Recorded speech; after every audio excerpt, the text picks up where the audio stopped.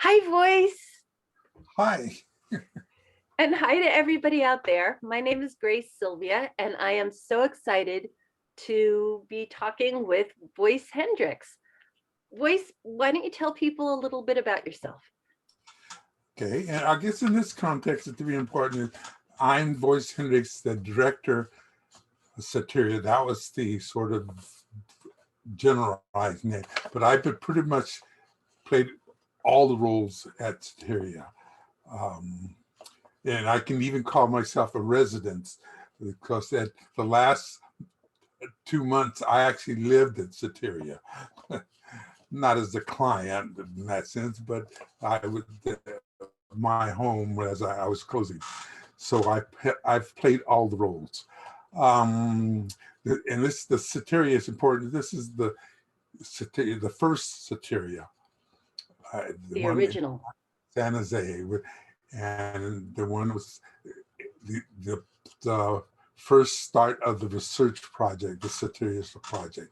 Soteria's original name at NIMH was Project 36. Oh, so the NIMH is the National Institute of Mental Yeah, Health.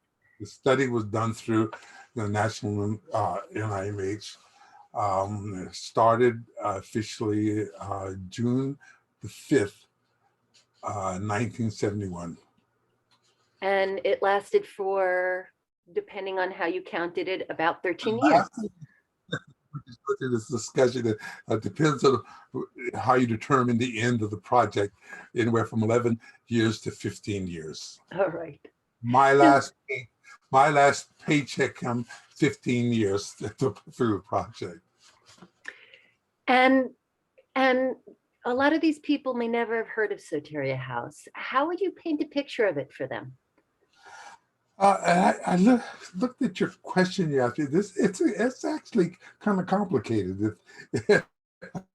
I realized it wasn't that simple.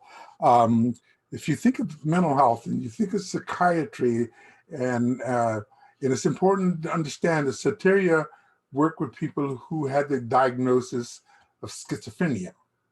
And it has to be precise because it's a research scientific The original study. one we're talking about that you And worked at. Mhm. yes, that's important because if you think about it, the study was looking at ways of treating people who had been diagnosed schizophrenia, but only had less than 6 months of treatment for that diagnosis. So the point was to treat people who had the highest probability of becoming chronic in the system. And through a data set that they looked at, it said if there were 7 points, and I don't remember all. One the severity, and one was not being married because people who were married didn't have better outcome. It wasn't drug caused by drug or alcohol because once you eliminate that problem, you have better outcome. It was essentially looking at the person who's most apt to become chronic in the system.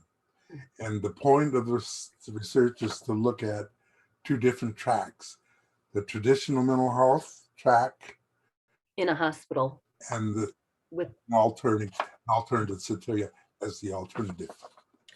and so kind of what was the heart of it? Can you paint a picture of what the program was? Kind of the heart of it.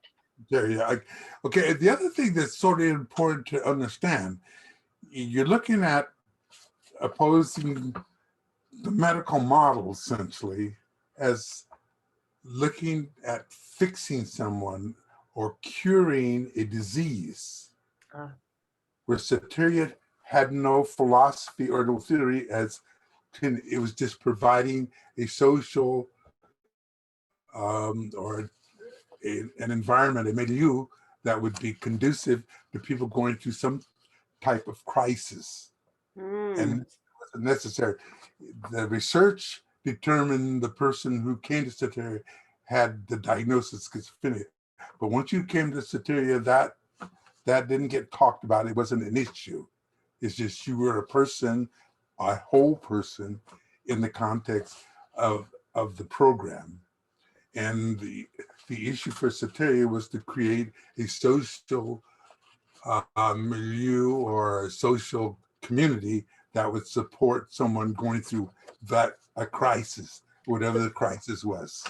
So let me see if I understand. So the original Soteria was set up as an experiment through the National Institute of Mental Health, comparing treatment as usual, going to a hospital. This is back in the 70s, going to a hospital where back then did they do the antipsychotic drugs was the first line of defense. That's basically how people were treated. And then instead, some of them in a randomized way came to Soteria House. And once somebody came to Soteria House, they weren't a diagnosis. They were a person, and they were in this house with other people who saw them as going through something meaningful. Yes. When you came to Soteria, there was no, you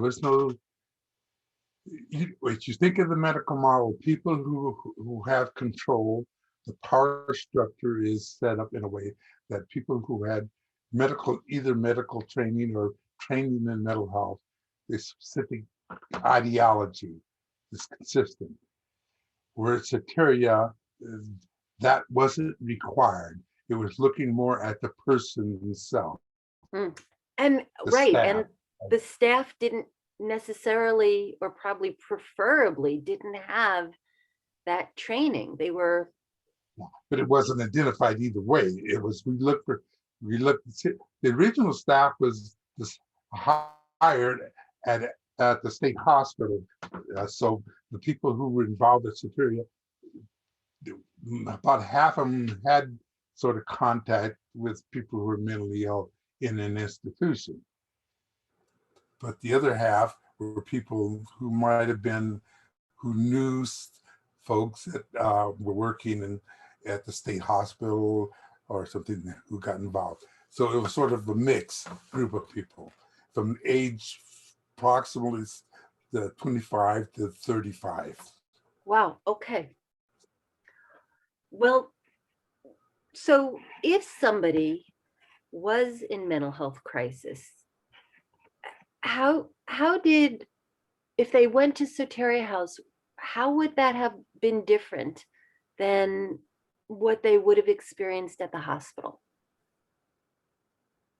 Okay, you sort of jumped into the other question that what's different about Soteria versus what's different about the traditional mental health system. Well, I mean, like from the point of view of the person themselves, like what could they expect for things to be different? Maybe they wouldn't know ahead, but as probably the most important difference was, if you go to a hospital, you are taking out of this, the community. You're put in an institution which is separate from the broader community. When you come to Soteria, you've more likely, because of the way the admission process was, you're coming from a hospital, you're coming back into the community in a very different way. And more than likely, before you went in the hospital, you were with your family of origin. Or maybe you're in college, but you're still more a part of your family of origin. And suddenly you're being taken to another group of people, but you're still in the larger community.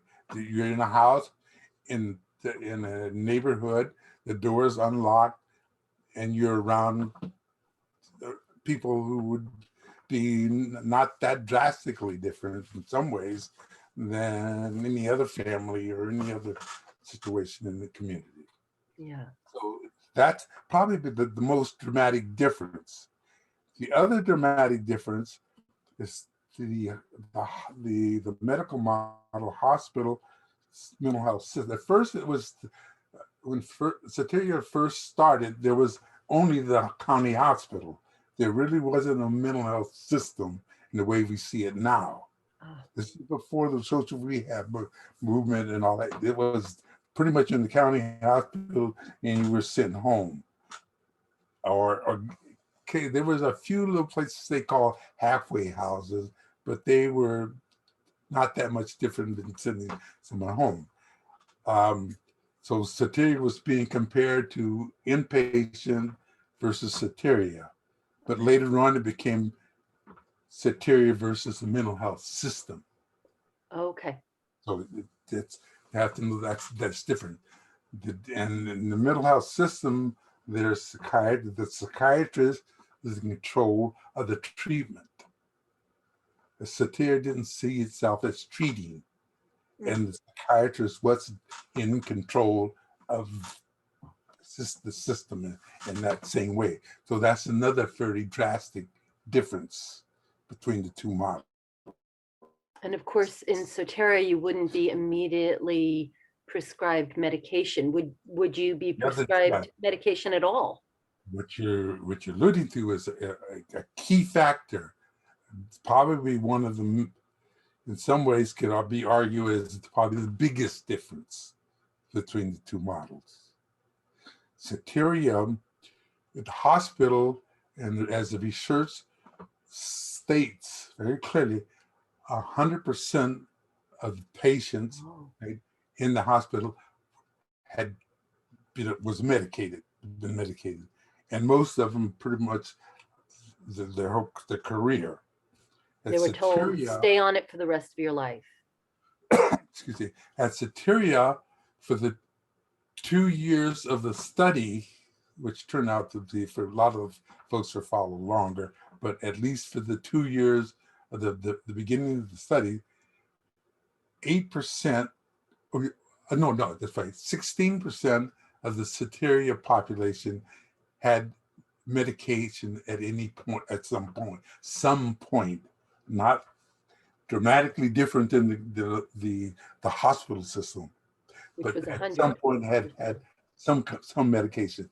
But within the time that they were at Soteria, as residents at Soteria, only 8% had been medicated, and the one that out of that 8%, very few had more than 2 weeks to a month of medication. It wasn't like they were continuously on medication. Wow. You, and a significant part of that were people who came in to sit there on medication. So it's not like we put them on medication. Oh, so Yeah, some of those people included people who were medicated at the hospital already, came over, and then maybe they came off. They so weren't continued. dramatic.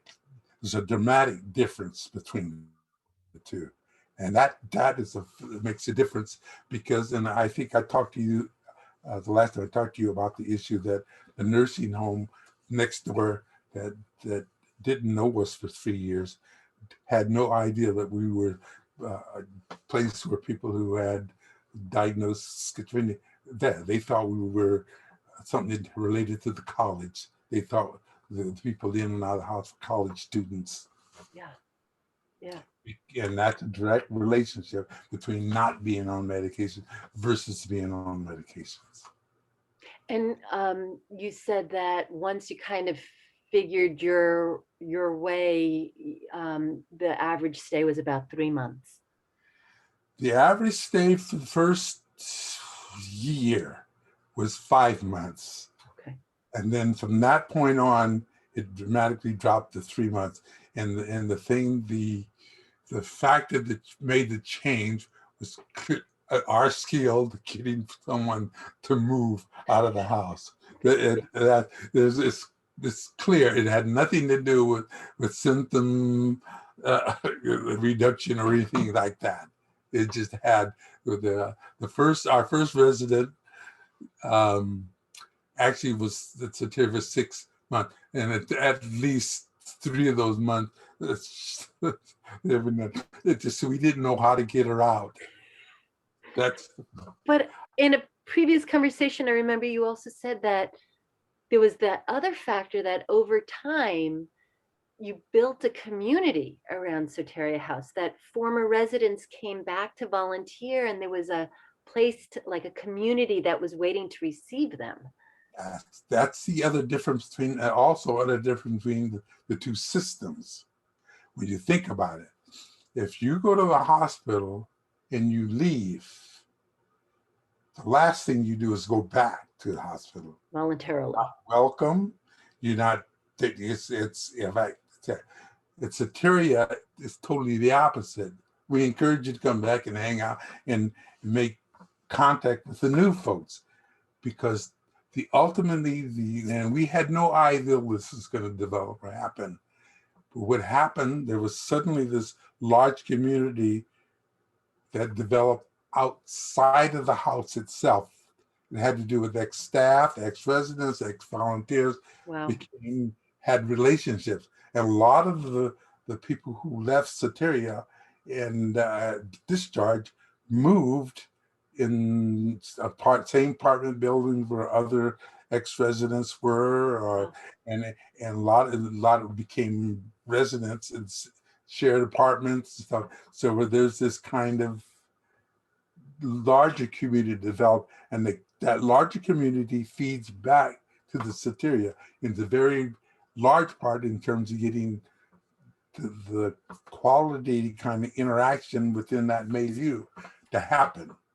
Beautiful. And it never became a problem where ex-resident hanging out and that problematic at the house, because it didn't happen that, even though the community got larger and larger, it never changed much, because as that community got larger and larger, the older people in the community would move out further and further and become less involved.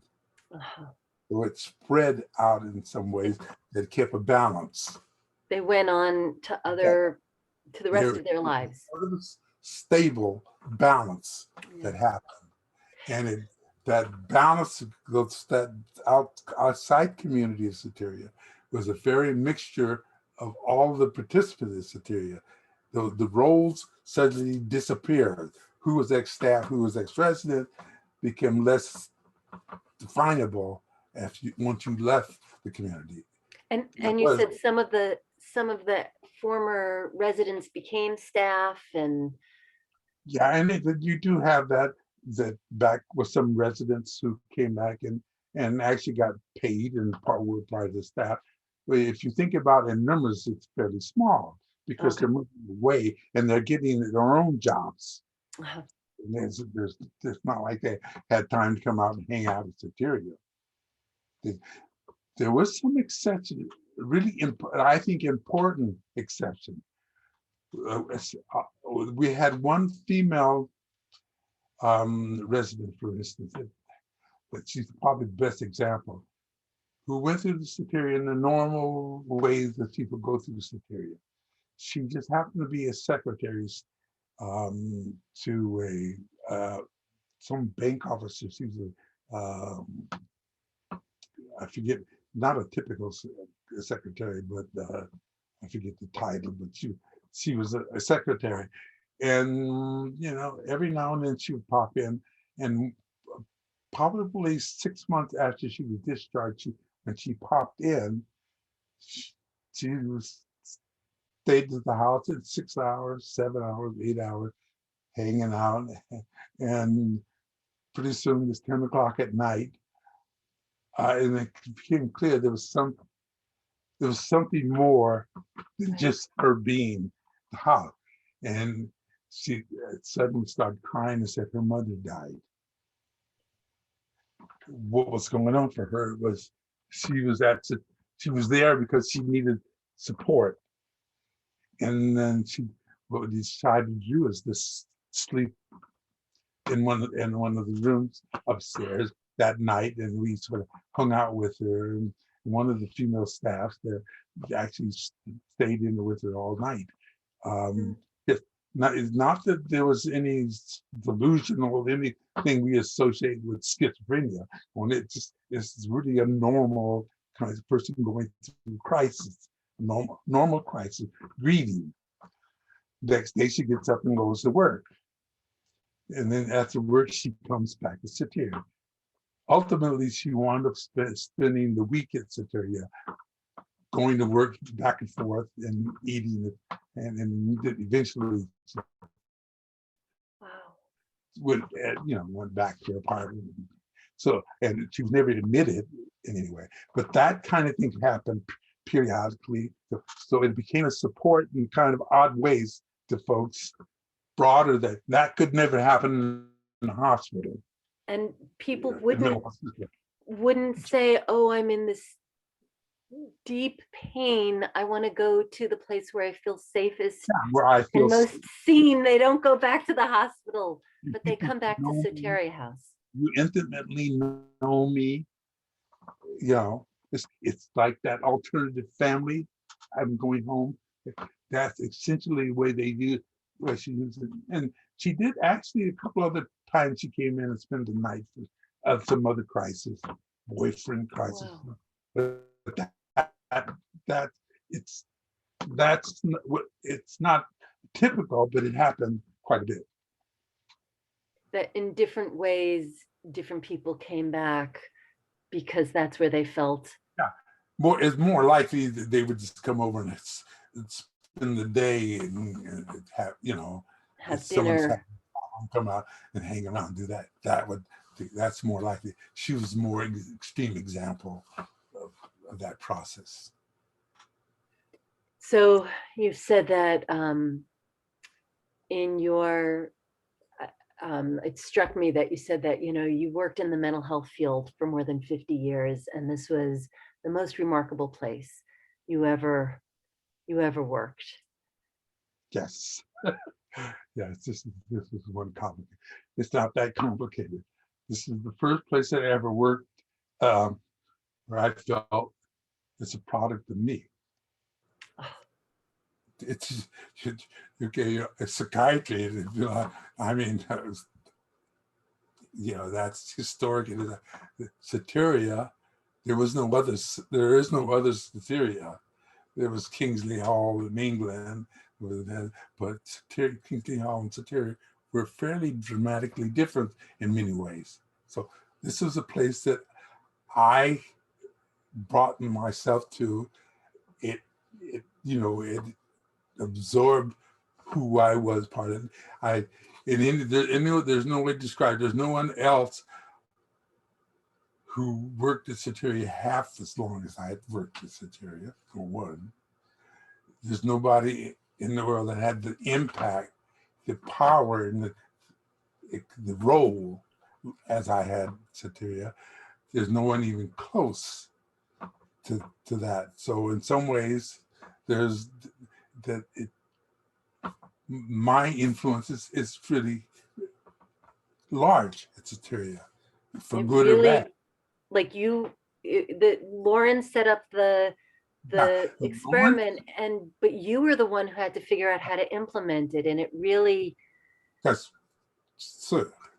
If you read about it, you'll see Lauren and Yama. I'm not demeaning them at all. They're very powerful in the process. Lauren is probably, if you had to say, the most important person Soteria would be Lauren Mosher, because he's the one that the research, and it is the research that makes Soteria not go away. I don't care what you do, it's there because so much of it's out there. And that's Lauren. There's no other person that can, claim any close part of it than Lauren. There was Alma's on a lot of the papers and stuff, but her She was more administrative, right? yes. Alma, the most important part about Alma, which is critical, is that the first probably 3 to 4 months at Soteria, it's pretty hard to sort of imagine Soteria without Alma's input, because she was the one, not so much what she did or didn't do, is the fact she allowed she was the director, and she allowed us to sort of do whatever we needed to do to, to create the reality of Soteria. If you Mm. think about Soteria, when the first resident came to Soteria, we had no idea what we were doing. We had no clue. We had 3 weeks of kind of training. It was kind of interesting training. We trained in the state hospital at this ward that had this research, medication research. It was sort of a radical road at the state hospital. We spent the weekend at Esalen Institute. I'm not sure if you're familiar with that. Sure. That was, we sort of had our space there and we sort of interacted. So we sort of lived together for that weekend. And that was sort of a powerful, we had people like, oh God, what's the president of the Jungian Society at the time? I'm blocking his name now, but he was involved in the research at the state hospital, but he was also involved with the Soteria as it started as someone training you with this Jungian input to it, and eventually created Soteria with the Jungian philosophy. Oh, There were other people who were trained that met with us during the day that 3 weeks that was part of training. But there was nothing that coalesced as what we're going to do in terms of treating or being with. That nothing evolved. And suddenly we were there 3 weeks later, suddenly this young woman who was extremely psychotic, totally the most, it's pretty hard to describe her, at our door, and we're suddenly hit with, what are you going to do? what are you going to do? And I feel sorry for her. More the staff just sort of, and we just hung out. That was probably the most fun week with her. It just, she was running around, taking her clothes off half the time, and we're trying to sit there and figure it out. Is this appropriate or not appropriate? What were we doing? We had no idea what we were doing, but it made us a group, and it's kind of hard to describe because the other Soteria Imanon that was created to be an example had a very different, opposite experience. But that experience of not having an idea of what we're supposed to do, we had no, for the first 2 months, 3 months, we had no staffing pattern at all. And pretty much everybody was there most of the time. Oh boy. So no one ever wanted to go home. So this is and Nobody wanted to go home. Wow. and 4 of the staff lived at Soteria. So In the beginning. Wow. yeah. So it's hard to describe that first, especially 3 months. And I'm gonna allow it to happen in a way that, most people would be uneasy with that. And that was probably one of the most powerful things that allowed Soteria to evolve. And what I called Soteria wasn't a revolution, it was a rapid evolution. Ah. It And evolved. and the thing the thing that I think Soteria is most known for, kind of the soul of it, is this difference between being with versus doing to. Right. And the other interesting thing that the research showed that first year at Soteria was probably the most effective, Oh, even wow. even though it was the most chaotic. It, but but in a way, it's not it was not. You couldn't do that realistically because people were burned out. But it's more complicated than that because Yeah. a crisis happened in that 2-year period that was huge. It almost closed Soteria. Wow. But even at that part through the crisis, it had better outcome than the long-term study itself. It was Wow. that really dramatic. And to explain it, it's how do you explain that? Because all the assumption is when chaos is happening, people don't know what they're doing. That's damaging. But if you realize that from my point of view, I saw a lot of the residents during that period actually was involved in the conflict. That involvement actually probably was therapeutic in some sense, even though it was chaotic and it was not as sustainable. But in terms of some ways, it was helpful to the residents that were going through at the time. Difficult for the staff, but It was a staffing thing, right? It was a conflict yeah, but among even staff. that made us creative to process. Yeah. The process didn't happen until I became director. That's when we actually figured out what the Soteria model was. Now, that happened after I started because I was left with, at the end of that crisis, I became director, and I was, in fact, I had to bring the group together to find how we're going to function, in a logical way that we can sustain That can be sustained. over Yeah. time. Yeah, and that's where that all happened, where Stereo evolved in using all that chaos to create a long-term process. Well, thank you, Voice. I think this has maybe helped people get a sense of what Soteria House was. And now we've seen Soteria Alaska, which was around for about, I think, 7 years. And now currently Soteria Vermont has been functioning for a number of years and doing a really great job also. And we're hearing that the people in Israel have now 10 Soteria houses. So we are hoping with this conference that we're inviting everybody out there listening to come and learn how to have some of the tools and the resources in the network to open a Soteria house or a peer respite house, which we'll talk about also in your community, and know that this is a much more humane and effective way of working with people who are in mental health and emotional crises. So thank you so much for your time today. And thank you everybody who's listening. Any last My words? pleasure.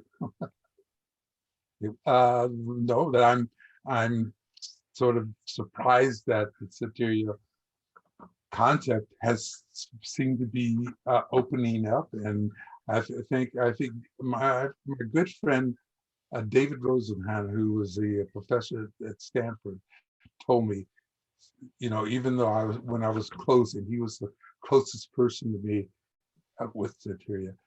He said, you're closing Soteria, and you probably feel like it's over, but there probably going to become a time, because of the research, that it's going to be right for the rebirth of Soteria. And that's what I feel seems to be going on right now. Oh, that gave me chills. People like you. Thank you. Well, thank you so much, Voice. It's always so wonderful to talk with you. Bye. Bye.